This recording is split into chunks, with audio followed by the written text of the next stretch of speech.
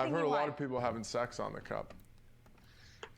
All right, we're back with the post-game show to kick off the new year with the Forever Mighty podcast. It's Eddy joined by Steven. Steven, how's it going? How was Christmas? How was New Year's? How's everything going?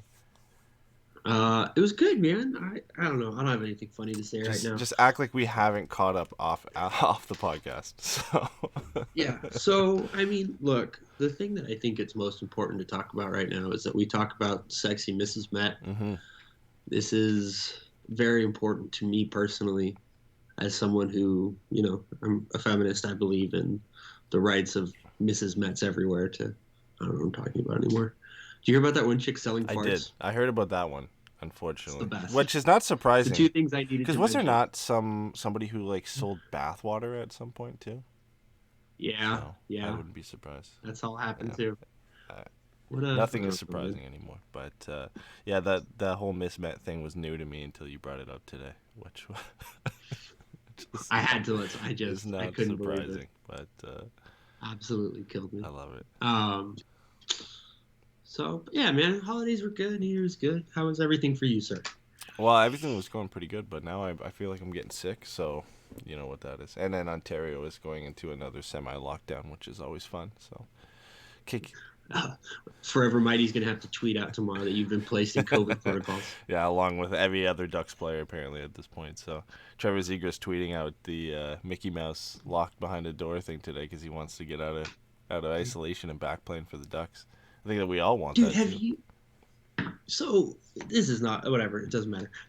So have you noticed that since the Milano Zegras goal, Trevor Zegras, like once he got all that positive feedback initially in like response to him, he has really like stepped up. It feels like how active he is on social media, like how kind of cheeky he's being with some of that stuff. Like his All-Star game highlight reel. Yes, like that, dude. That was awesome. that. Like it just feels like he really did kind of have his moment, and like it. If he wins the Calder, it feels like the Milano Zegras thing is going to be the moment that it changes, because that is just such a flashpoint in kind of, I feel like, the Ducks season. And so I just think for me, like the way that he's grown, even off the ice, just in the time since then, has been. Well, he awesome. got like it's been so good after for that him. goal, he got like a crash course in handling all different types of media over like a week and a half because he was on like probably 15 to 20 different shows where he went on as a guest to talk about the goal, and then after that, it was the goal plus towards his comments. So he was on a bunch of different. So I'm sure he got a crash course from the Ducks social and communications department on handling the media. So he's a pro now, clearly. But yeah, I mean, like he's been more engaged, like you said. Like just we don't see a lot of the Ducks players kind of. Max Jones probably more than anybody, and now Zegras is kind of getting involved in that. Obviously, just engaging, just being out there and having a personality, which is a little bit different from and this is no slight to Getzlaf and Perry, but you know what we were. That's not we're used to. Like in the last Ryan couple Miller of years. is the biggest poster at this Yeah. point. Or Joffrey Lupul. Joffrey Lupul was super fun on Twitter. For Kessler a while. to some extent, not like on his own social media, but like remember between two ferns and different things like that, right? The two yeah, Zambonis. Yeah. Those were fun. Oh yeah, between two Zambonis, yeah. So yeah, I mean he was kind of that, but yeah, in terms of on their own social media having their own kind of voice and personality, it was really just Max Jones, and now Zegras being a part of that is nice. But it'd be nice to get him back in the ice. I think for Milano, this was his best game since Zegras has been out of the lineup. Like I was fully prepared to come into this game if Milano didn't do anything, not to get on him and be like, oh man, he's nothing without Zegras, but to kind of highlight the impact that Trevor Zegras has on that line and on this team. But it was nice to see him get going, and he wasn't on the top line, right? He was playing with Steele and Lettieri, so for him to get going and play well, and then obviously to score the power play goal, it's nice to see him get kind of back in the score sheet and have a really good game. And other than Terry getting the hat trick tonight, he was probably the Ducks' best forward. Yeah, I mean, like, we should probably just say this now. There's all the obvious caveats about this basically being an alumni game for the AHL teams, almost. But that being said, there were still, legitimate NHLers on that ice tonight. And I really do think if you take the score out of it, I think Milano had the best night of anybody, and that's not to minimize Troy Terry's impact on the game because I thought he was fantastic. But I just think I kind of tweeted about this the other night that the last game, to me, was the game that he proved he could probably be.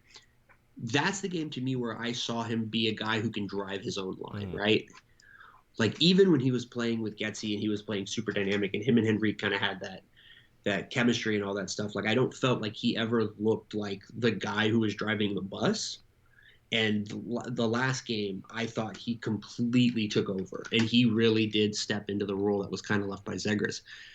And this game, I think, was Milano doing the same thing. Yeah. Like Milano was everywhere. Like he was engaged physically. Like he was getting into it with Ristolainen in the corner. He's trying the flip. I just thought he was super active and super engaged tonight. And it was, I think like you said, I would say it's probably one of his best games as a Duck, period. Even with Zegras, just because of how impactful he was on his own. It wasn't the interplay between him and anybody else. It was just he just went out there and played really well. He did everything that he normally does when you see him on a line with Zegras. Both him and Zegras are really good at hounding the puck carrier and pressuring and forechecking well and hard. And he did that in this game. And then just creativity, like you said, kind of flipping the puck from behind the net to get the puck out in front of it into a high-scoring area, and just really engaged in both sides of the ice is just what you want to see from him. And somebody has to lead the way right now, and if it can't all be Troy Terry every night when you have no Getzlaf and no Henrique and no Zegras, so it's nice to see Milano getting involved. I thought Maxime Comtois looked pretty good too. Picked up the lone assist at the end of the night, and the production is still going to be the big factor for him, but I thought he looked better in this game, and I think when Getzlaf comes back, the way he kind of showed out with Troy Terry tonight, and I think they had some good chemistry, and Comtois looked a little bit more comfortable out there. We could see Getzlaf, Comtois, and Terry once Getzlaf slots back in the lineup, hopefully soon. Yeah, I would love to see that lineup. I think that would be, I think as a wing pair, I think Terry and Comtois make a lot of sense, just because of their styles and their fit together, and then having him with Getzy obviously makes a ton of sense because of his playmaking ability. But I think since he's come back, I think because he was part of COVID protocol kind of right as soon as he got back injured. I think so. He's looked very, very good since he's come back. He's looked a lot more like the player he was last year. Like I know, some of his underlying metrics as far as his impact and stuff were kind of steady, but I just don't think he looked like the same guy that we saw last year lead the team in points. And I think these last few games, even though, other than the assist, the production hasn't been there, he's looked a lot better. He's looked a lot more, I guess engaged is kind of the word I keep finding right now. Yeah, so. Yeah, he played the game against Arizona. That was his first game back. And then missed the game against Vancouver, and then played the last two, Colorado and Philadelphia. Or, no, he would have missed another one, right? I would assume. What was it? Wow, I can't believe I can't remember this. Vegas missed Vancouver and Vegas are the two games that he missed, and then comes in against Colorado, picks up an assist. I thought he played good in that game, and then obviously the assist tonight on the empty netter. But outside of that, again, I thought he played a lot better. It's encouraging, right? And we still haven't seen in fully optimized lineup yet where we get Getzlaf, Comtois, Terry, Zegras, Milano, Raquel, Lindstrom, Silverberg, Henrique, something like that, where we can see. Everybody healthy in the top nine the way the Ducks want to see it, the way we want to see it, everybody that can contribute into the lineup.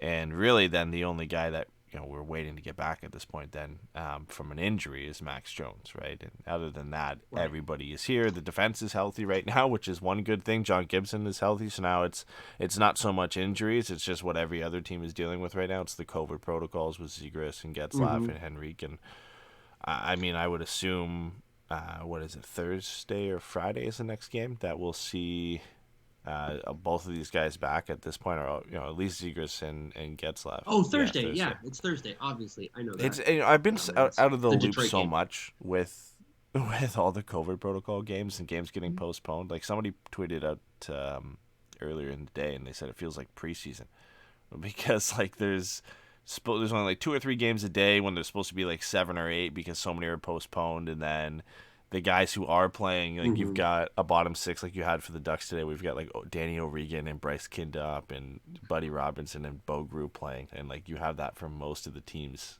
right now because like Edmonton just had McDavid going to COVID protocol.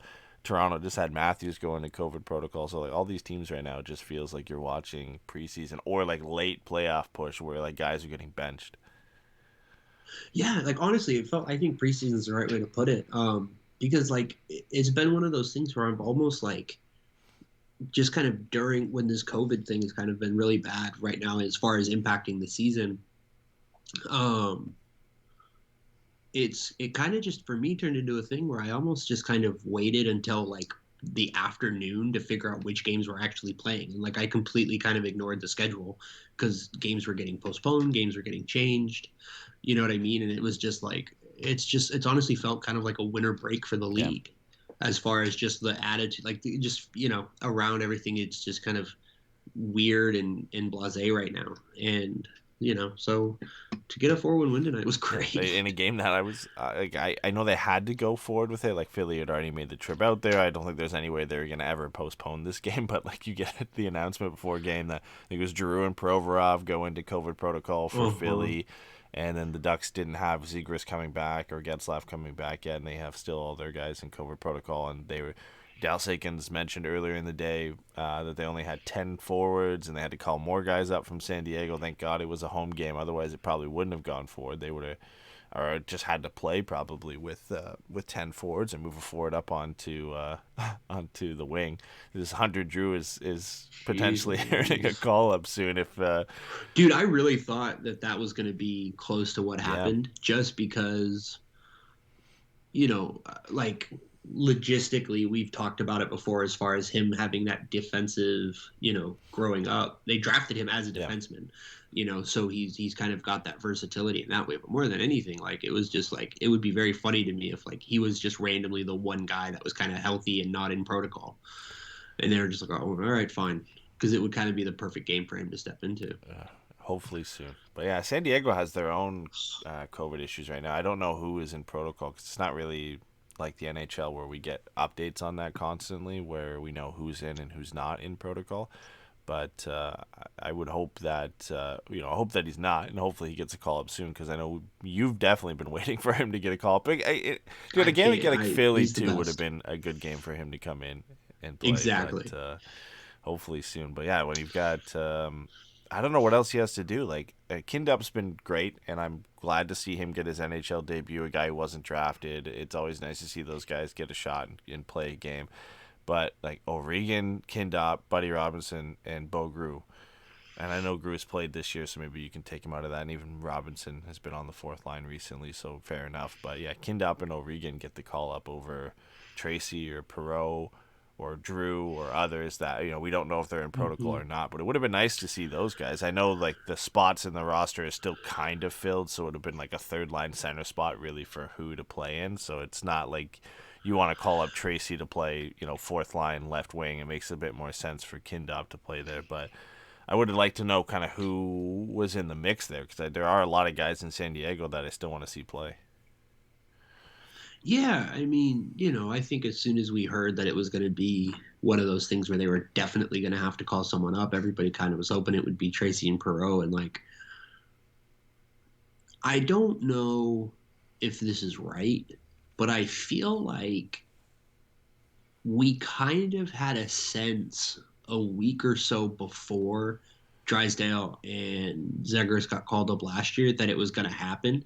And I just don't feel like there's been any of that talk about them coming up at all. Yep. Like that conversation seems to be entirely within the fan base, which like makes sense because you see how well this team is doing. You look at the obvious skill that they have and you're just like, yeah, like bring them up. But as far as like kind of from, the team. Like, it hasn't felt like there's been any of that talk at all. Yeah, and they've cooled off a little bit too. Like, not to say they're playing bad, but from the way Perreault was playing early on, and then Tracy had his kind of spurt there too. It's like when Zegras and Drysdale were there, and that talk started coming up. Is like they played 10 or 12 games down there, and we're getting multiple point nights like pretty much every night, and we're clearly like the two best players on that team and some of the best players in the league at that point. Like Perreault and Tracy both have 17 points in 22 games, which isn't bad, and it's a great step forward for both of them this year. But it's not quite, oh, we got it. There's no way we have to call this guy up right now. Like, he's playing out of his mind. We need to give him a chance. And also for San Diego, like, those are their two best players, and really like the only consistent offensive players they have right now. So to call them up and just to come in for a game to play the fourth line against Philadelphia is probably not the best option for them right now. Even if the goals aren't, I don't think the goals are playing tonight, but either way, like it's not the right time, I don't think, to call these guys up. I'd love to see them play, but I think you can plan it a little bit better where later on in the season, if guys have moved out the door, you can actually give them a proper introduction to the team and a proper shot in a position for them to do well. No, I agree. I definitely, I think there's a way to set the table a little bit more. I mean, I don't think that they care what the circumstances are that they get called up into. You know what I mean? And I think that's more than fair. But I do think that you can definitely put them in a better situation, not coming off a losing streak, that kind of stuff. Hopefully, drop them into like a homestand where they can get 2 or 3 games in a week.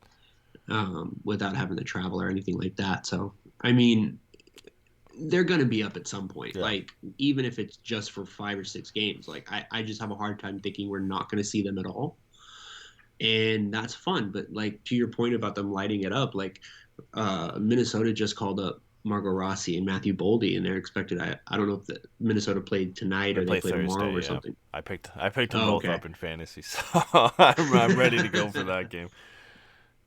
But, like they were saying, like, I think Boldy had, like, 27 points in 21 games in AHL. I think he plays for, I think the team is Iowa. Yeah, he has 10-10 this year, and then, like, 14-10 last year. So he's been unreal, and Boldy leads them in scoring. Rossi leads them in scoring, yeah. But, yeah, like, and so, like, and then they're kind of getting it for a COVID call-up, but they're also kind of riding this wave right now as well, so... Yeah, and they're guys you can stick up to, right? Like there's an actual spot where they could come in, like in the case for Minnesota too right now. Like Eriksson Ek is their number 1 center. He's out week to week right now with an injury.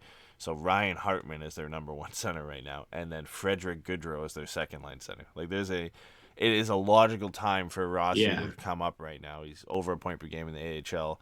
Can literally either, if it's not first line center, if they want to keep Hartman there because Hartman's played well this year, he can jump into their top 6, and Boldy can jump right into the top 9 with the guys that they have out and have out with COVID protocol and out with injury right now. So it makes sense for them, and I think the Ducks will get to that point eventually with Perreault and Tracy where there's a time that makes sense to call them up to give them the proper introduction to the team, because it's it's not the same situation. But with Trevor Zegras, you would have never called him up if the Ducks had no way to jump him into the top 9 at the very least, right, and play him in a position where he's going to succeed. You don't want to call these guys up and play them on the fourth line in a game where you're already understaffed and they're not going to get a lot of ice time. Yeah, I mean, like, do you just drop Marco Rossi onto Kaprizov's line? I mean, yeah. Do you just play him with Kaprizov? I think, like, right off the jump? Because you got to figure, right? He's a number 1 center prospect, which means he is at some point going to play with Kaprizov. Now, whether they end up going the Chicago route and splitting them up to have 2 strong lines, that's a different conversation. But at some point, they're going to play him with Kaprizov. Yeah, I would think so. I think it's really hard to not play Ryan Hartman there because he's got 28 points in 31 games this year. Like, I feel like, it's a slight to that guy to just be like, hey, listen, this kid who's not played 1 NHL game yet, we're going to take you off the top line. He's going to play there. I think in the Wild's case, like, even with Rossi going into the second line, which I think he will, I don't think there's any way Frederick Goodrow plays there. So that's what, Foligno and Greenway? So even that, Fiala, right? sure. Like playing with a shooter like Fiala, I think works well for Rossi, and Fiala's starting to get hot with 3 goals in his last 2 games. So I think for Minnesota it makes sense. And DB Lowry mentioned in the chat too, like Minnesota waived Victor Rask to make room for Marco Rossi too, which isn't a big move. Rask hasn't been great for them, but it is some vote of confidence there, right? That they moved a guy out to bring him up. But enough Minnesota Wild talk. I know Steve and I both love the Wild. We have a few Patreon shows planned around the Wild, but get back into some of the Ducks action. Obviously, there's 3 games we missed and haven't covered. All right, we're not going to go in depth about them, but the Ducks lost all 3 of those: Vegas, Vancouver, and Colorado. The Vegas game was just awful in terms of the Ducks just got hammered in that game. I think total shots were like 48 or something for Vegas at the end of the game. It was not a fun game to watch. I think the reaction of that after that game from a lot of people was a little bit too much. I know, Vegas is a great team. They're starting to get on a roll, and we're all still kind of in that zone. We're like, okay, the Ducks are good, but are they? When are the wheels going to fall off? I think we've slowly kind of moved away from that, like 10 games into the season where we were like, okay, this is going to fall apart at some point. I think like we're kind of in the point now where we know they're a pretty good team and they can at least compete for a playoff spot. But I feel like the reaction after that game was just unreal. Like the Ducks got beat by a good team, a team that they notoriously struggle against, and everybody's like, "Oh no, they're back. The Ducks are bad again. They're gonna." Yeah, I mean, I feel like it's situational, right? I just feel like Vegas is one of those teams that gets under Anaheim fan skins, but like they get under a lot of team skins. They walked into the league and they made it all the way to the finals. Like, you know what I mean? And they've been a competitive playoff team ever since. So like I get that part of it, but hey, like to one extent, I think there's something to be said for that kind of like taking it on the chin as far as like, okay, so like we still have a way to go before we get to like where the real contenders are. But I also think that you can go overboard and be a little too, they're a fucking lottery team now. Yeah. It's like, no, they're 500 right now as far as points percentage. Like, I mean, now they'll be under 500, I guess, for the first time this season. But they're almost firmly in a top 3 spot in the Pacific just because oh jeez, my mic's falling. Just because Edmonton has like completely fallen off. I think Edmonton still, if they win all their games in hand, they've got 3 in hand, that they would be 1 point in front of the Ducks. They'd have 44. But it's really Vegas, Anaheim, Calgary right now, unless Edmonton can get things going here, and they don't have McDavid until he gets a positive COVID test at any point here. So the Ducks they deserve to be in playoff contention. I'm looking at the standings now, and the Kings are actually sneaking their way back into a playoff spot too, which is that's what I was gonna say. Like, like how far out of it is Vancouver? Because like the Kings, I'm not gonna necessarily trust, but like Vancouver has the high end talent to go on a streaky run, especially with. I love watching you fight with your microphone. This is the funniest thing in the world right now. But like especially with Demko. Demko playing so well in Vancouver. They definitely have all the pieces to go on a streaky run. But like at this point, I think Anaheim needs to kind of, I mean, once you get healthy, figure on what their best 12 is and just run with that for the rest of the season, because like they're committed to competing at this point. What is going on, Eddy? I mean, the only people that can hear this are watching, so like this is very funny. But like for anybody listening after the fact, Eddy had to completely take his microphone off of his desk. Then it looked like it was trying to attack him, so he was like holding it in front of him, falling backwards over himself, and now he's maybe got it put back, but he's not sure. Oh, yeah, we're back. You okay? Oh, I just saw it like slowly tilting towards me. I'm like, oh god, this isn't good. It's falling apart. Dude, that was so funny to just watch you fight with that thing for like 3 minutes. Oh man, I forgot lefty loosey, righty tighty, and it just everything went out the window at that point. So Is that why it came off completely? Is because you turned no, it the no, wrong no. way? It's just started falling because I got it attached to like not a flat surface, so it just slowly fell off, I guess. But then I was trying to undo it and put it back so it would fit, and I tightened it too much, and yeah, it didn't work out that well. The things This is that so- happen on the first Oh, show this is back. the worst So. episode in the world.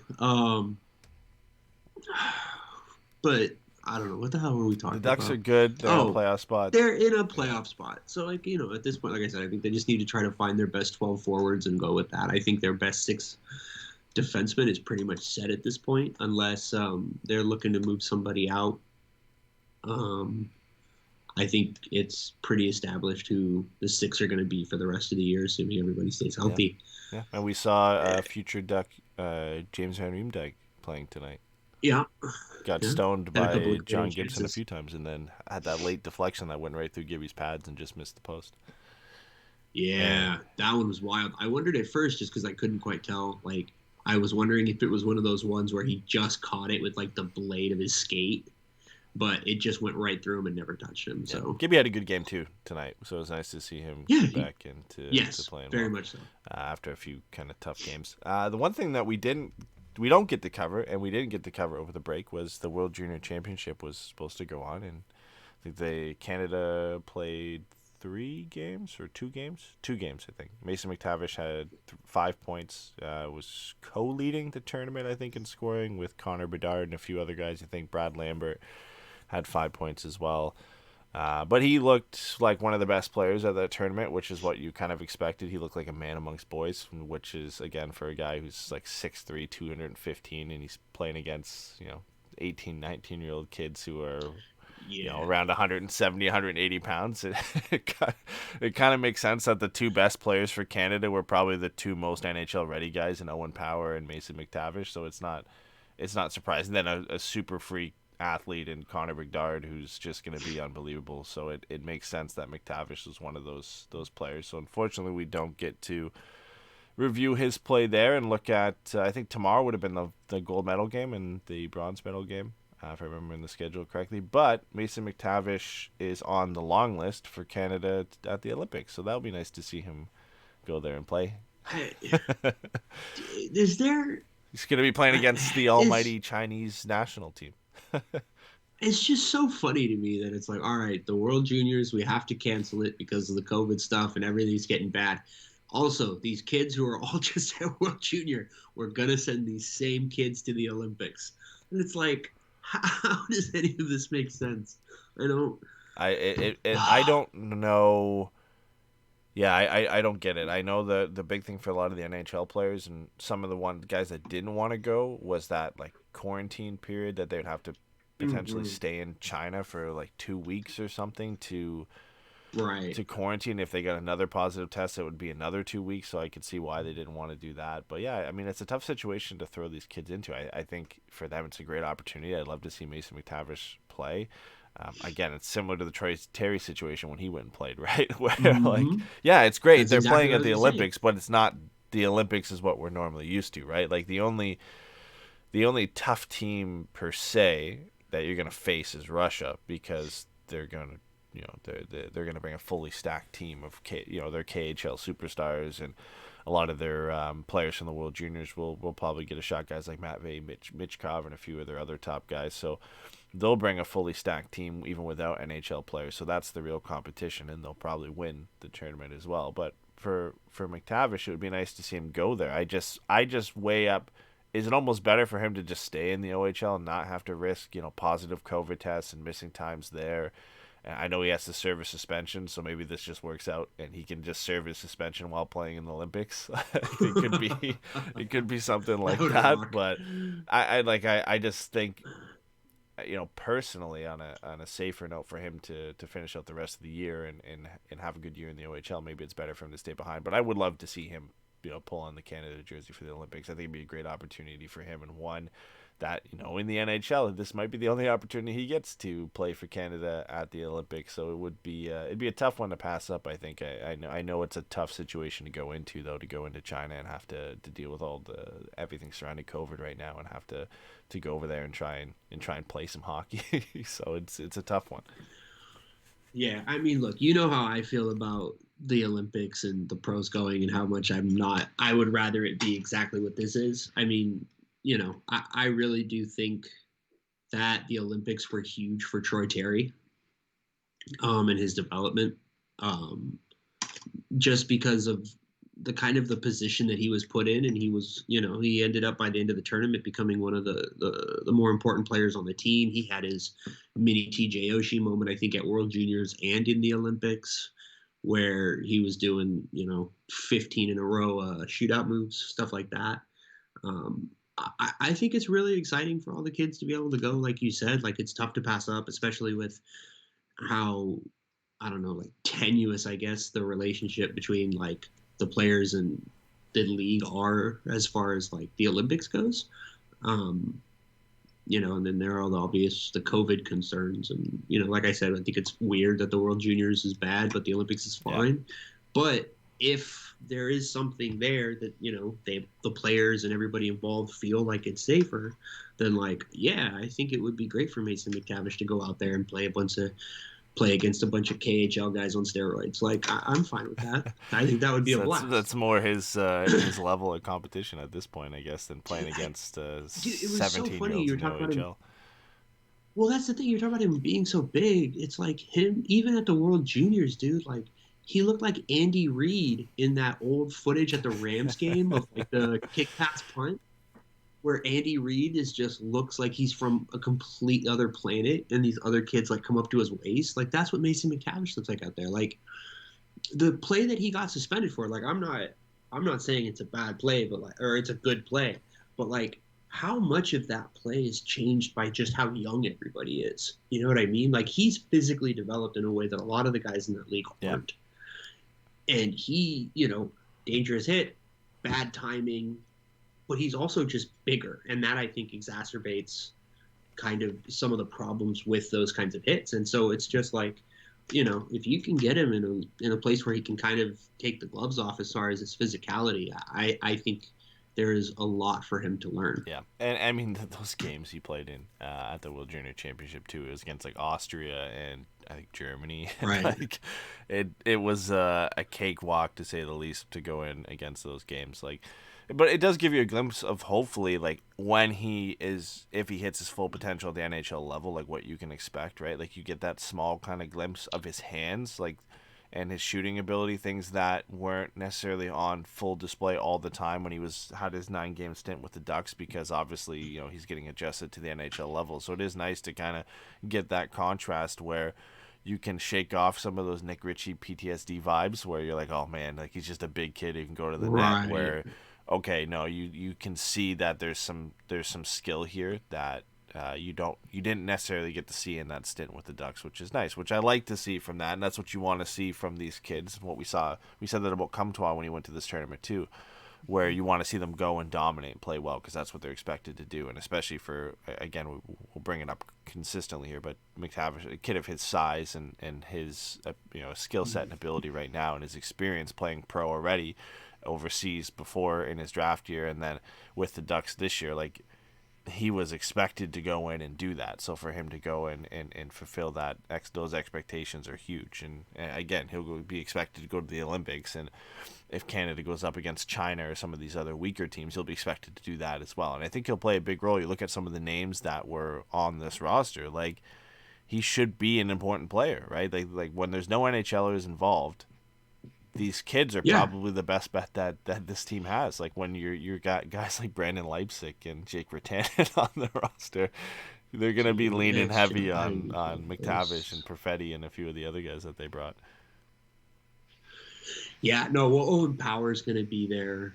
But I mean, yeah, like, I would imagine that, like, Power from McTavish and Perfetti are probably the top two centers for that team. Even even if it being against, fully grown, like I said, 35-year-old Russians who smoke a pack a day and are on steroids. Like, well, even the junior teams. yeah, That story was ridiculous.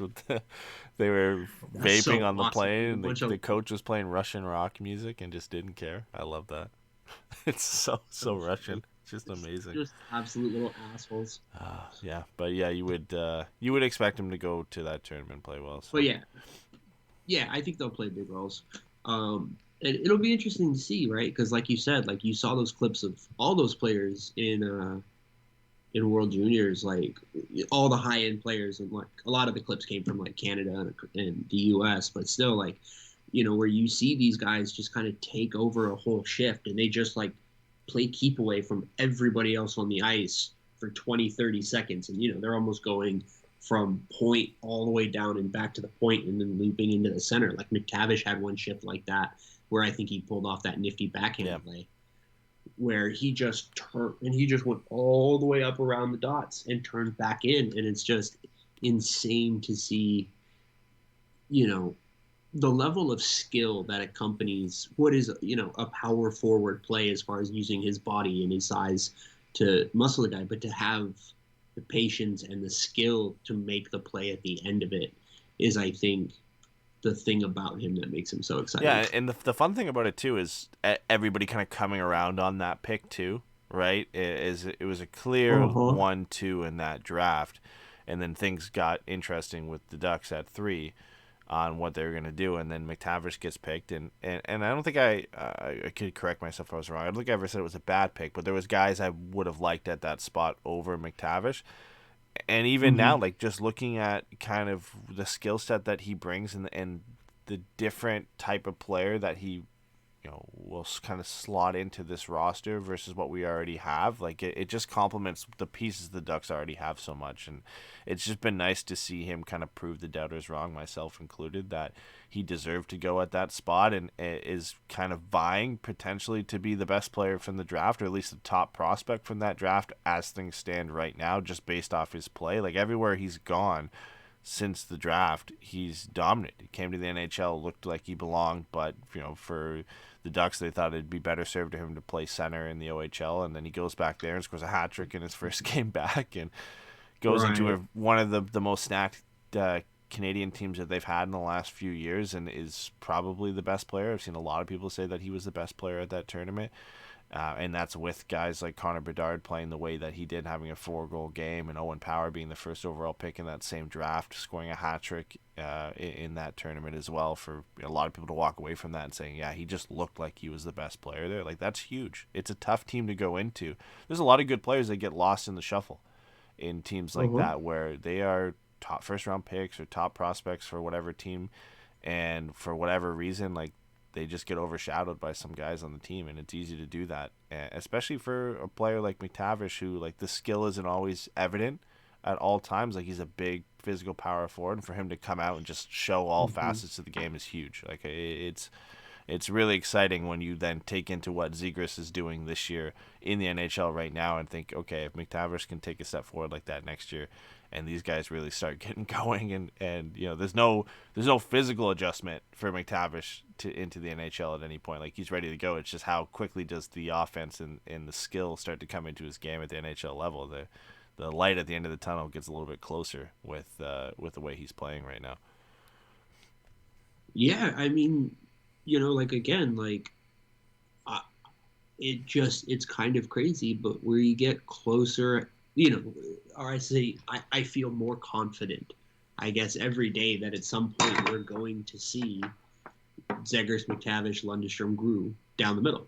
Like, that's going to be the centers at some point in the next, I don't know, 3-4 years. If Getzlaf retires at the end of the year, that's and the question, Henrique, right? That's the big and Henrique's no question longer a center on this team. Like, that could be next year, right? Like, it would be Zegras 1, Lundestrom 2, McTavish 3, Grew 4, probably to start the year, and then never know. McTavish probably could take over 2C. But I think it's crazy that it could be as early as next year, depending on what happens with Getzlaf, that we see that, because there really isn't anybody else in the way, because Henrique has kind of been moved to the wing, and whether he's still here or not is up for debate as well. But with McTavish it feels like the goal is to play him at center next year, so you really could see that.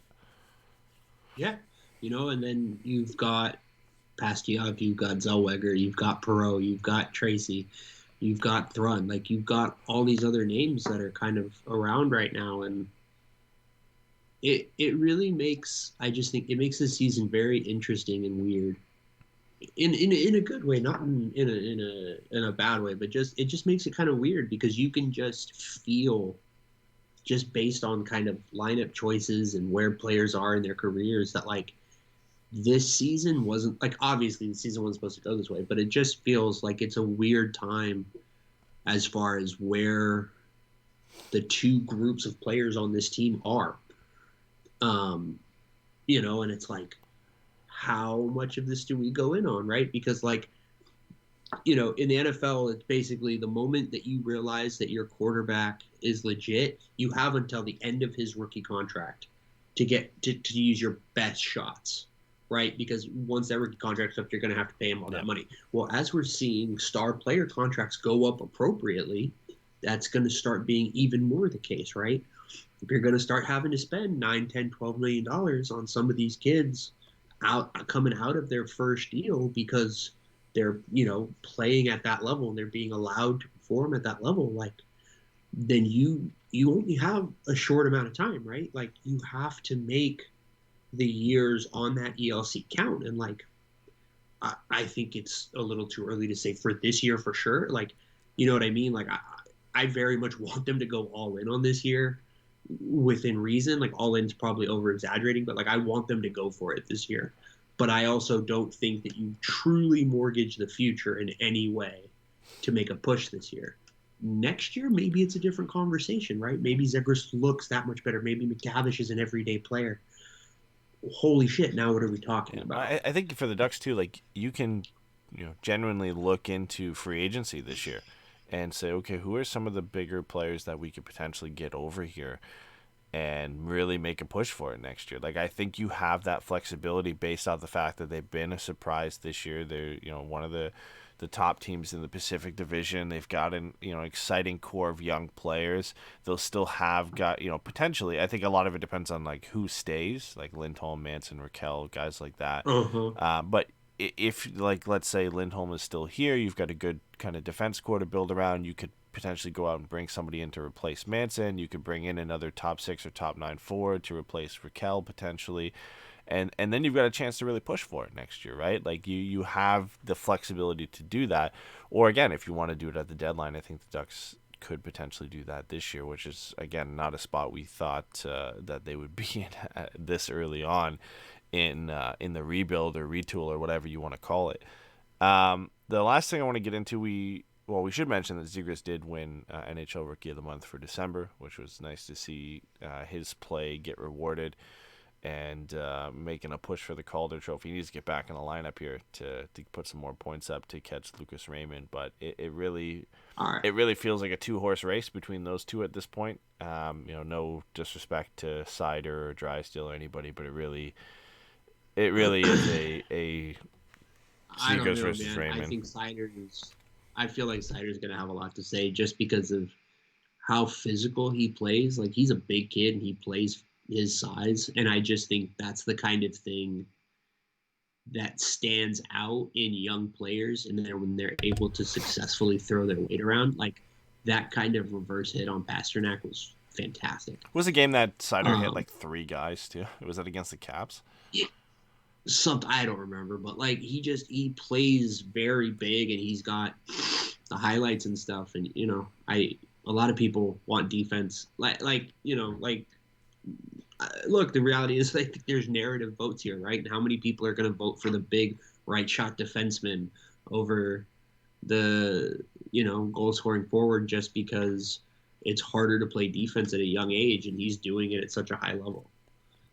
He's probably the best blue liner on the team right now, right? Like, unless I'm forgetting somebody obvious. No, yeah, he's their best blue liner. It's not a hard competition right now in Detroit to be their best blue liner, but it is still impressive for sure. That wasn't what he was supposed to be this year, right? Well, yeah, and the fact that when the Red Wings and Yzerman took Seider where they did, similar, I guess, to McTavish as well. People are like, "What? Like, why did you take this guy?" And now, I mean, they're laughing to the bank the way he's been playing this year. Again, not just the offense because it's there, and I think he's almost at 20 points at this point, if not over that, but the physicality and like how quickly and comfortably he's kind of settled into that side of the game. I can't do this right now. Oh my god. This is so bootleg right now. What the hell? We used to be semi-professionals. Jeez Louise. Oh, Eddy's thing is just completely, literally unhinged. Like, I don't, God, I just want to call play-by-play on him fighting with this stupid thing right now. But Eddy's an idiot. Moritz Seider is going to win the most votes for the Calder from Detroit. As a Detroit insider, I can say with a firm grasp that this is true. When Eddy is eventually done, I want to play a very fun game, which is who has the 10th highest cap hit coming off the books this year in free agency. Eddy, are you there? Hello, Edward. Did you hear what I said? I can. I don't know if anybody else can, but I can. It wasn't picking up. My God. Oh. All right, here's a review. For the free agents this summer, right? Who has the 10th highest salary cap coming off the books? So who has the 10th most salary coming off the books this year in the NHL? Sorry. One player. Oh. What player is making the 10th largest contract to come off the books? Damn, because there's some big contracts coming off. Is it Bergeron? Or is he up there? Huh? Bergeron is 11. Damn, I don't know. Who is it? But he's tied in salary. It's Ryan Kessler. What is the point of this? Just to bring up some sadness here that he's finally off the books for the Ducks? No, it's not even sadness. I just think it's like legitimately incredible that they've got almost $7 million in no money in nothing being spent. Yeah, true. They're right not now even using. They're not Ryan even using Kessler. that. Yeah. They're not using it. Like I honestly, like when you were like talking about being players in free agency, like I got a little sheepish just because, you know, how much of a premium are you going to have to play to come to Anaheim? But at the same time, like I think Zegras maybe makes it easier to get forwards than defenders. Well, and then being a good team this like, year as well, like that helps on your pitch to these players. And there's some good players, and again, maybe not guys you're gonna want to pursue long term contracts for, like the Johnny Gaudreaus or the Nazem Kadris or Ryan Strome, Thomas Hertl, like those are gonna Philip Forsberg, like there's some big names. They're gonna demand term and money, but I do think there are a lot of guys that you can look at and say, okay, there could be some interest there from both sides of it. Eddy, I can't. It's Phil. It's got to be Phil. It would be a cheap option for sure. I'm telling you, is there anybody else who would be as much fun to sign? Yeah, on a 1 year deal. No, well, maybe Pavelski, maybe like that Mike Hoffman deal a couple on years a 1 year ago. Deal, but yeah. Oh, dude, bring me both of them. Pavelski and Kessel on 1 year deals. Just one last chance at the Cup in Anaheim. Could you imagine those two playing with Getzy on like a third line? On just like an old man line? That would rock. Be a lot of fun. Well, that's it, guys. That's what I've decided I want now is Pavelski, Getzy, and Phil Kessel to be the third line for Anaheim. All right, last thing we have to get into before we end the show here, before my mic falls a third time. The Pierre LeBrun tweeted out that the Ducks have formed a GM search committee, which I love, because I feel like I've never heard of this being a thing or like publicly been put out there that they have a search committee. Like clearly, it happens and every team has one. I just don't think I've ever seen it put out here that these are the guys in the search committee and they're looking. But for the Ducks, it's Niedermayer, Paul Kariya, Michael Schulman, who's the Ducks CEO, and president of business operations, Aaron Tietz, who is also Jason's favorite person, and then the owners, of course, Henry and Susan Samueli. But interesting, maybe not so Scotty, because he's been involved with the organization a fair amount, coaching and whatnot. I know he's taken a step back now, but Paul Kariya being a part of that is interesting, to say the least. That he's at least been convinced or taking an interest in hockey again and being a part of the Ducks organization, which is fun. We've seen him kind of slowly ease back into that role.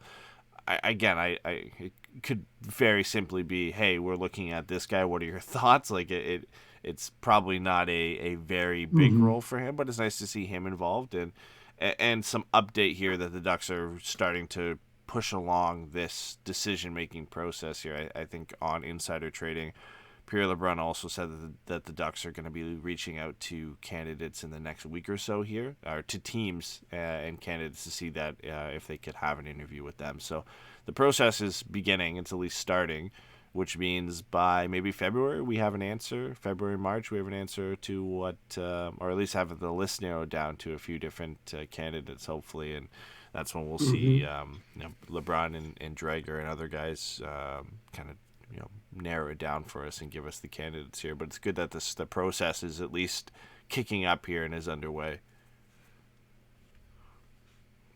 Yeah, I thought the search committee kind of thing was a really interesting thing to I guess in a way go public with. I thought the names on the list, the two business side of it all makes sense, right? They're going to have to find somebody that they can work with, and they're probably, after the Bob Murray era, going to want to restructure some of this as far as the way, power and reporting and all that stuff is kind of controlled and stuff. But like you said, the big surprise was Paul Kariya being on there.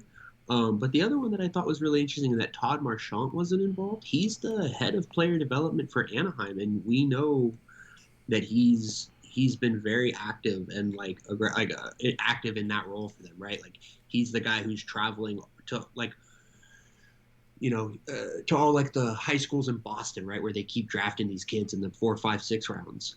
He's talked about going and watching those kids play and speaking to them, and he's the guy that's going to be working with players like Sam Colangelo, right, who are going to be maybe development players but have something there. And I think to not have him in there, I'm sure there's a reason. Maybe he just doesn't. But it's just an interesting thing to me because he feels like, based on his role, that he would be a very easy person to include. And in this he might process. be a guy that behind the scenes they say, hey, when the final process comes into it, when it stops being a search and it's like, hey, these are our top 5 candidates.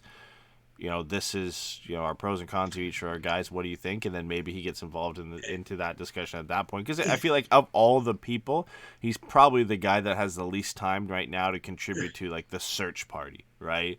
Where it's like, okay, we're going to look and compile our list, and that's the point we're at right now.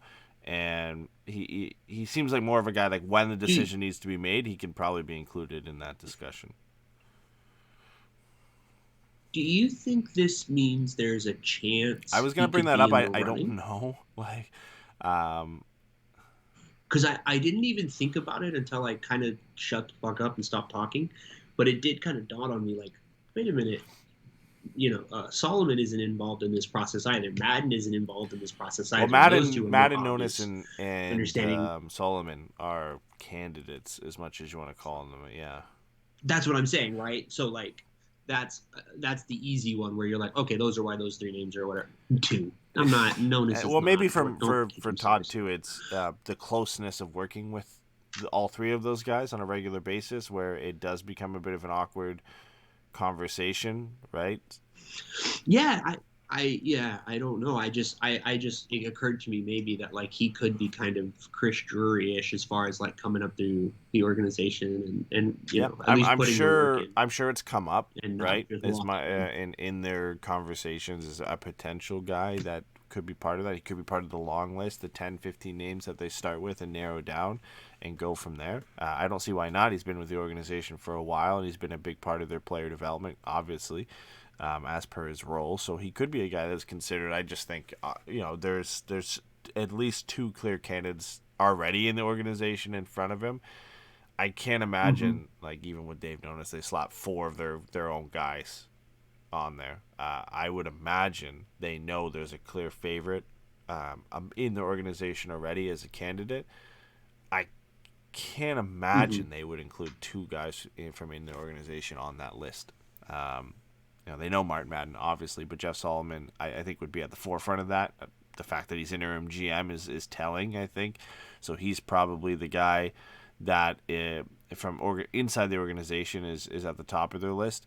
Martin Madden maybe because he also is getting interest from other teams. Carolina was the most recent one to be reported that had wanted to talk to him and considered him. I think Montreal too, right? So this is Montreal, because that's the thing, is he speaks French, and he would be a perfect, because technically he'd be a first-time GM, so that would be somebody perfect to bring in under Jeff Gorton, and kind of, and as we've seen with Martin Madden, like, he seems to have a penchant for drafting, which I know some people in Montreal feel has been an issue for them in the past as far as drafting and developing their players. But I want to ask you along those lines, like, if Madden doesn't get the job, do you think I think he's somebody gone this will summer? bring him in. There's a lot of teams looking for a general manager. Vancouver's another one of those teams as well that I think his pedigree, and again, another team who's struggled a bit with their drafting has been Vancouver, where I think I think he's going to be at the top of a lot of teams' list for just what he's done for the Ducks over the last couple of years. And then you look at guys that he's been a part of drafting, like Troy Terry, who have taken just a massive leap this year. That puts a lot of people on notice and puts him kind of at the forefront of discovering him, if you want to call it that. And he's already had interest for teams and been involved in discussions in the past. So I think for both Montreal and Vancouver, he'll probably be one of those 10 guys that are on their list that will get an interview. And like you pointed for Montreal, the fact that he speaks French, and Pierre Lebrun made a point to point out that it's pronounced Martin Madden on Insider Trading, which I never heard it pronounced like that before, which was great. But I think, I think that puts definitely puts them high on Montreal's list. They're going to need somebody who's bilingual. It's just part of their organizational structure. It's something they always do. So that limits already who they can kind of go after if that's one of the things that they want to key in on, which I know it is. So he'll be on that list, and guys that have already been mentioned like Danny Briere and a few others are high on their list as well. But I would imagine he's gone this year if he doesn't become the next GM of the Anaheim Ducks. I think the logical next step for him is to become a GM, and I think there will be a team that will be willing to take him on. It's not just Montreal, Vancouver, and Anaheim that are going to be looking. There are going to be other teams that move on from general managers probably in the offseason that will also be looking at him. So I imagine he lands somewhere. And Montreal, for me, is a likely destination just based on his pedigree. I can't, I don't know what Danny Briere's been doing since playing, but I don't know how he's so high on a lot of these teams' lists. He's been a junior GM. Well, that's not too bad then. He's been a GM for the last few years of like an ECHL team or an AHL team or something like that. Kyle Dubas. Like he's been running a team, which is why his name. Yeah, it's pretty dope. That would be cool. Danny Briere was cool as hell. All right, so I'm gonna put you on the spot here. Let's say they come to you and they say, Eduardo, we want your opinion. Going into next season, who do you want to be the GM and who do you want to be the head coach? I think with a lack of knowing all the candidates, my answer is still Jeff Solomon for the general manager. There's some good names out there, but I think there's a lot to be said from just kind of already being in the job. And the experience that Jeff Solomon has already. Now, I could feel differently after the trade deadline, so we'll have to go into that one again. But yeah, I think right now my answer is still Jeff Solomon. As for the head coach, that's a tough one. It comes down to the candidates that are available, but I'm still not sold on Dallas Eakins. This is a huge audition for him, right? And he does deserve credit for what he's done this year. Like, don't get me wrong, he's been a part of the Ducks' success as much as anybody. But I just don't know if he is the guy to take them to that next level yet. I feel like, and it's been publicly put out there, that he's a coach that kind of needs a lot of help in a lot of areas, at least tactically and strategically, where you bring in a lot of these guys to support him there. I mean, yeah, I was gonna say they brought in 3 or 4 new coaches under him, and the team looks completely different. And he's made a point of talking about him delegating special teams, which are the team's 2 biggest strengths right now. Ironically, like, you know what I mean? So, like, as good as he has done, and I think he has done a good job, and I do think that he has been a big part of them implementing the kind of new system of being a more attacking team. I still think there are some legitimate questions. We're going to get in so much trouble. I already know. But I think there are still some legitimate questions about, like you said, like his long-term viability as a legitimate coach. For me, the one coach that I have become fascinated with as this team has gotten better is Claude Julien. Yeah, that's one that's routinely been brought up. Claude Julien to come in structurally with a young offensive players like, McTavish and Zegras, dude, damn, that is very exciting prospect for me, especially because, he's going to be getting a very good goalie. And this is probably a bad comparison. I'm already noticing it when I say it, but like Vancouver going from Travis Green, relatively young and experienced coach, who kind of brought them to, through that development phase, to go from that to Bruce Boudreau, to a guy who's had more experience and has won in this league before and has been a part of, on the coaching staff for very successful teams. The Ducks are kind of in need of that switch for next year, I would think, or at least, I just don't think you can bring Dallas Eakins back on a 1 year, 1 year show me deal. I just don't think you can. No, he's got to get a 3-year deal at minimum. So if he's, I like Dallas Eakins. I would love it if he was the guy to make this step, because I just think, goes to Edmonton, fails, leaves Edmonton. Nothing really gets better in Edmonton. Not really his fault. Goes to the AHL, works his way up, plays, a great few years with those goals teams, steps up to the big club, struggled a little bit, blah, blah, blah. Now, yay. That rocks. I'm a huge fan of that. But objectively, I think there is still plenty of things to be skeptical of as far as whether or not that's really the way that this is going to go.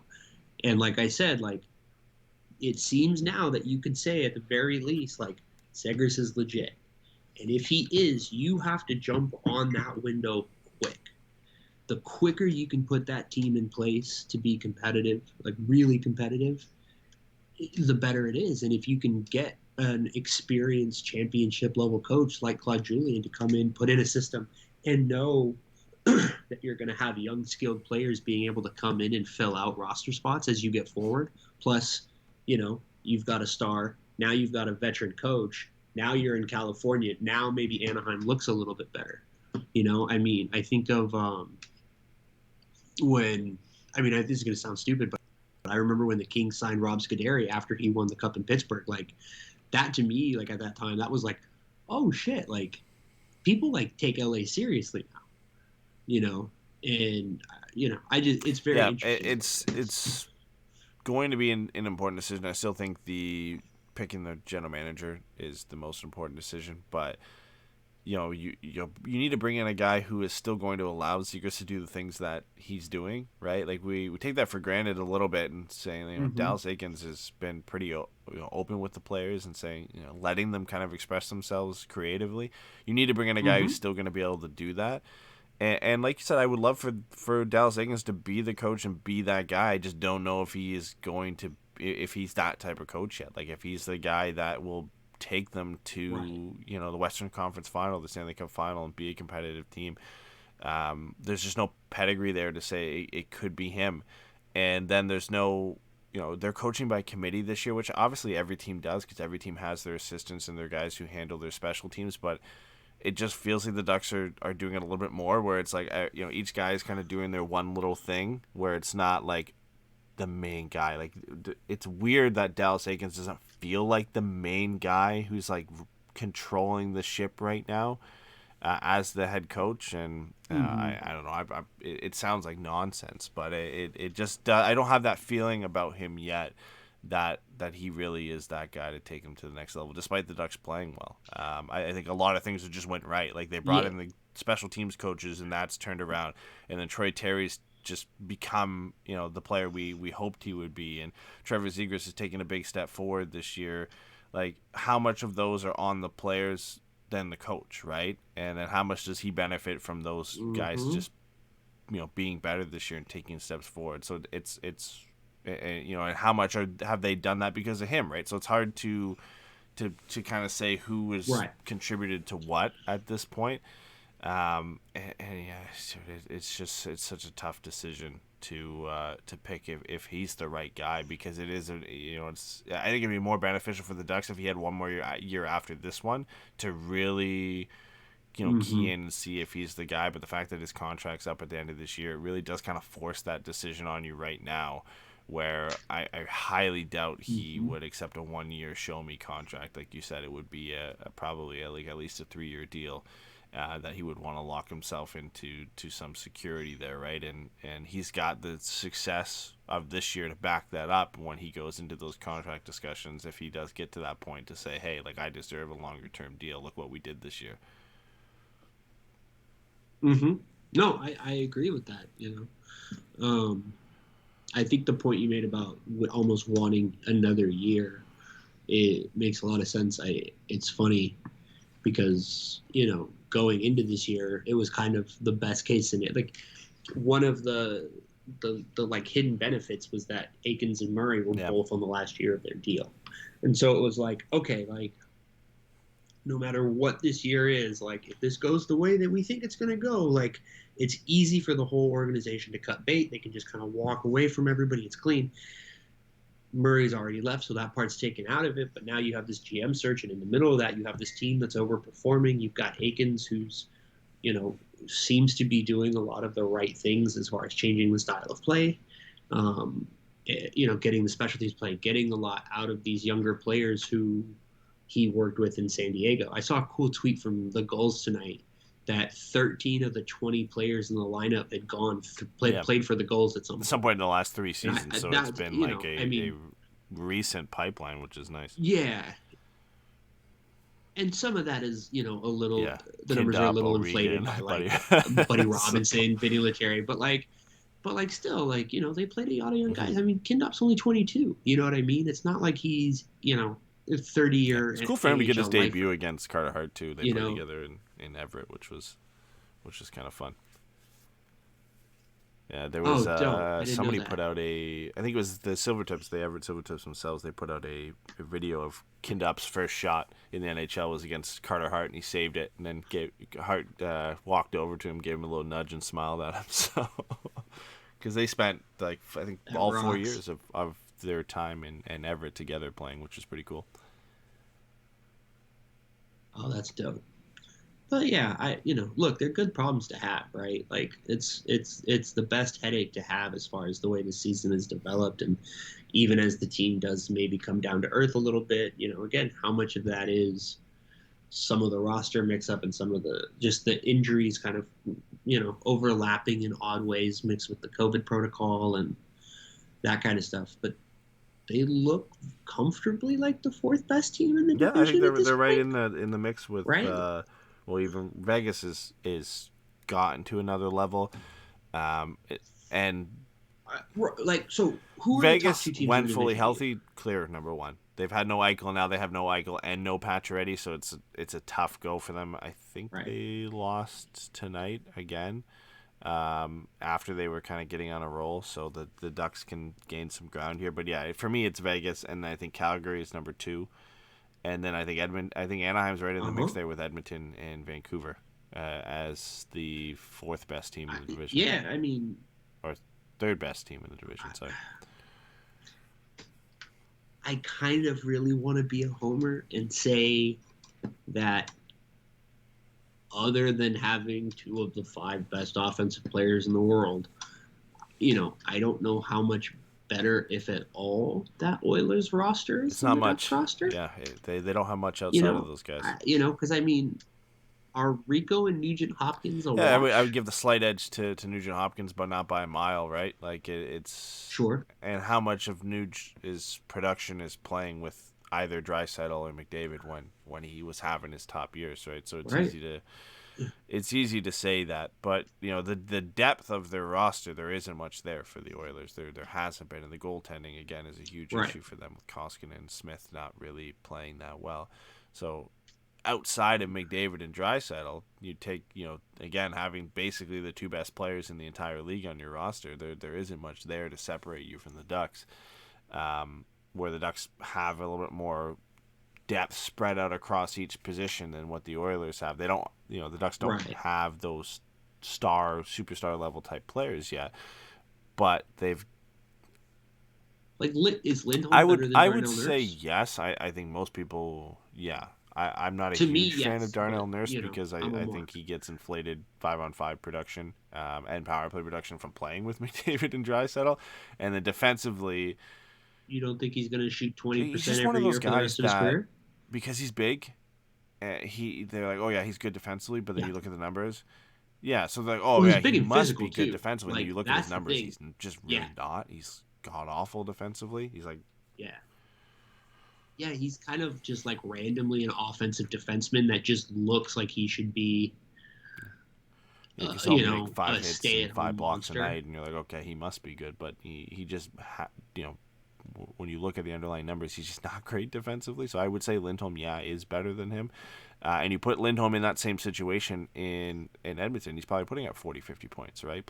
If he's playing first power play or even second power Jesus. play and playing, top 5-on-5 minutes with McDavid and Draisaitl, he's probably doing that, doing what Darnell Nurse did, probably scratching the surface of 20 goals because Lindholm can put up 10, 11, 12, 13 goals on a regular basis. He's on pace for 13 goals this year after getting one tonight, or what we thought was one tonight, but he's still on pace for around 12, 13 goals, which is around his kind of career high in his average. So yeah, I would say Lindholm is definitely better there. Obviously, Gibson is the better netminder, and Stolarz might be better than both Mike Smith and Koskinen, you could argue.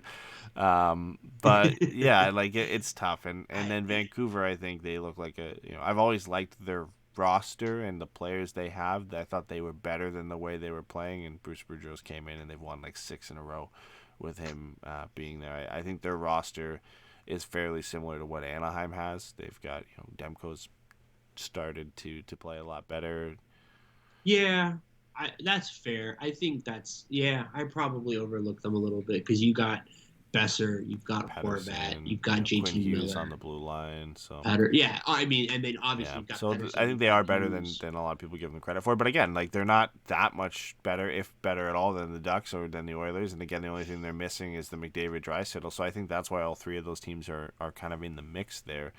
And I don't think I think Calgary is further off Vegas than they are, away from the Ducks and the Oilers and the Canucks. From the Ducks. So I think there's a healthy mix of those 4 teams in there where Vegas, when fully healthy, they're clearly the best. Like once they get Eichel and Pacioretty back and they start to kind of push into playoff time, I don't think anybody in this division matches them. But those other 4 teams are kind of right in the mix there, and I guess the Kings have kind of worked themselves into that discussion a little bit too, right? They've been playing better lately. Look, dude, coming into the season, I had pretty high expectations for the Kings, and they've done nothing but let me down, which, I should have seen coming. But would you rather have Markstrom or Leonard? Markstrom right now, yeah. I'd rather have Markstrom. And I don't know if that's just because the way Calgary plays under Daryl Sutter is more beneficial, right? So it's tough. But he played really well in Vancouver that last year he was there too. That's the thing. Like, we've seen him be very good. I don't think it's entirely system. I think he's a good goalie. And I think Leonard's probably better. It's close. But, I think you can look at 100% Vladder's numbers in Calgary this year, the backup, and not to say he's been bad, but his numbers are great this year. He's 5-1-1 with a .928 save percentage. Like that team just plays really well defensively. I think they are the second best defensive team in the league right now. whereas Vegas is 18th. Mm-hmm. So there's something to be said Right. about that. I think they're fairly close when you look at them, stylistically and what they are as individual players, individual netminders. I think they're fairly close, Markstrom and Lehner. But I'd give myself a slight edge to Markstrom, but it's not by a lot. Yeah, it's an interesting one. The Pacific Division's really weird. In a Well, the very only thing fun way. that you can say for sure is there's a that lot of mush. Seattle and San Jose are they're out of it for sure. Oof, man, Seattle. Good lord. Would you? Let me ask you this: if it was just cost you a second round pick, would you trade for Mark Giordano at the deadline? If I was Anaheim, no. If I was another No? team, maybe. Anaheim, I wouldn't do it. I don't think there's a need for him. But with Fowler and Lindholm, I just don't see the. You don't think? I'm being serious. Like, you don't think a Giordano Shattenkirk third For a second pair? round pick, I don't see why I would bring in a guy to play 15, 16 minutes a night for a second round pick. But here's my question: is that what would happen, or would it just they all kind of play 19, 20 minutes a night? Like, because if you bring Giordano in and he can steady out Shattenkirk a little bit, like, I can't believe I'm saying this, but it's just something I'm thinking about with Seattle being fucking garbage. I wonder if, like, to the same extent that Claude Giroux or Phil Kessel are ideal targets in that they're expiring vets on big contracts that are going to be harder for those teams to move at the deadline, like. I just wonder if Anaheim walks up with like a second round pick and I don't know, Braden Tracy or something, right? I think if they were going to go all in, it's not a bad move. I'm not quite at that point yet, but if you're going to go all in and look at guys like Kessel and JVR, and then why not look at Giordano and use your cap space to your advantage and pay less for some of these guys that still have value, but less teams would be interested in, so the price isn't going to be as high as it is for some of the top UFAs at the deadline. So I think he'll get moved. I think there are teams that have the cap space and Seattle can eat 50%, and that he's just a better fit in because he's going to play on the left side. I don't like paying a second round pick, even if he's going to play 19 for a third pairing guy. Like, I would rather him be in my top four, and playing a strong side and being put in a position to succeed.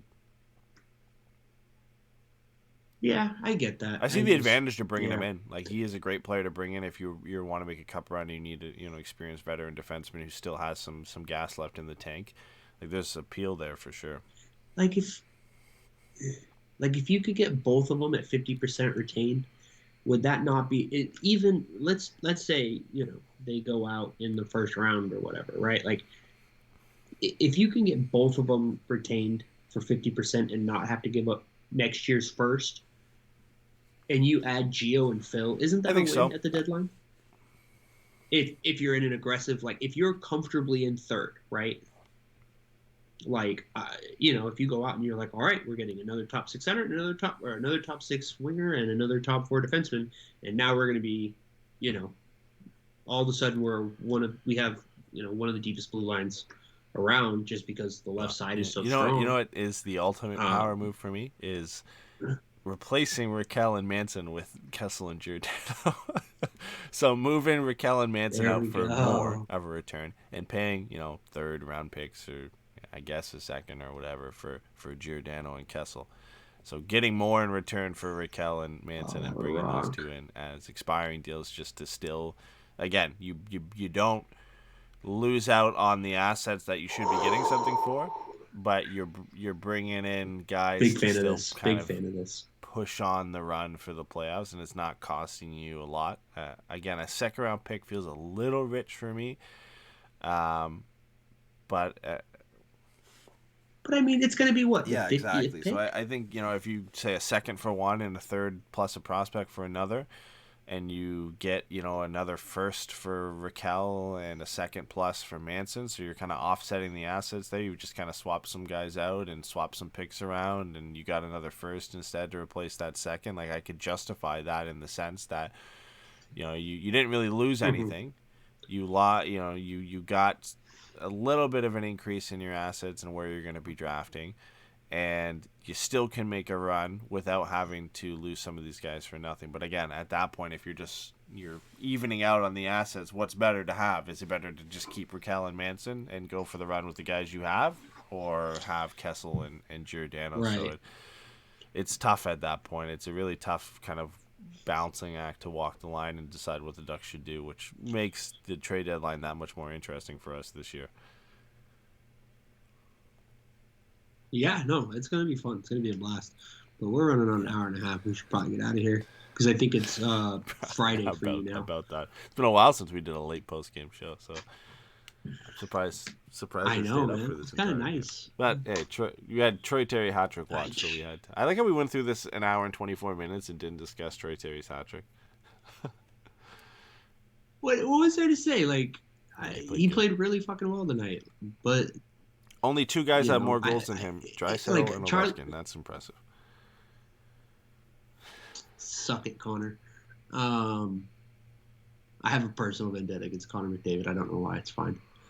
But Charlie O'Connor of The Athletic mentioned, he was like, the reason I'm not tweeting about this game is there's not much to tweet about. And like, it kind of felt like that, like, right? Like the game was to some degree engaging. Like there was stuff going on. Like there was the whole, Lindholm Konechny thing, which was great.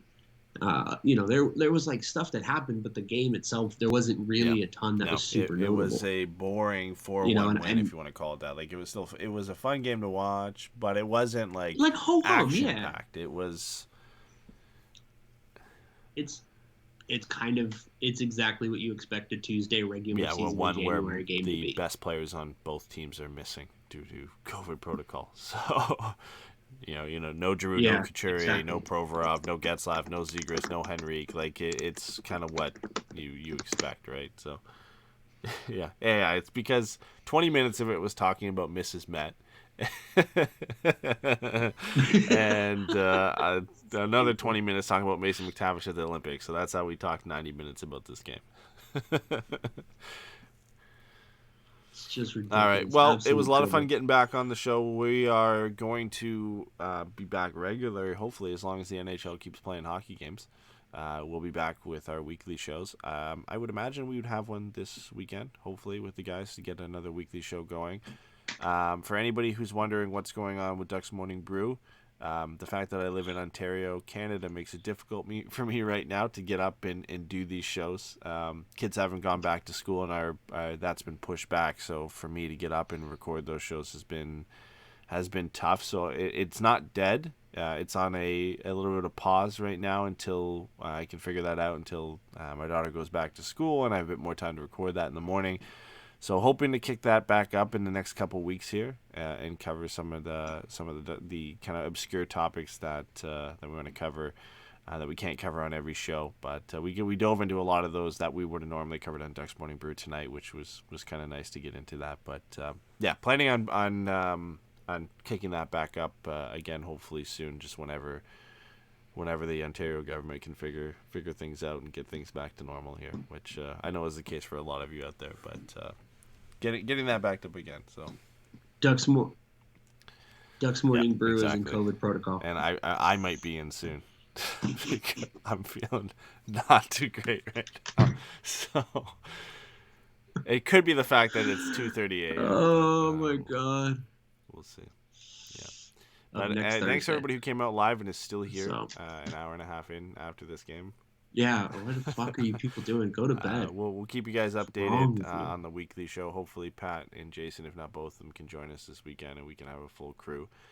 For all our Patreon members, no, we didn't forget about you. We are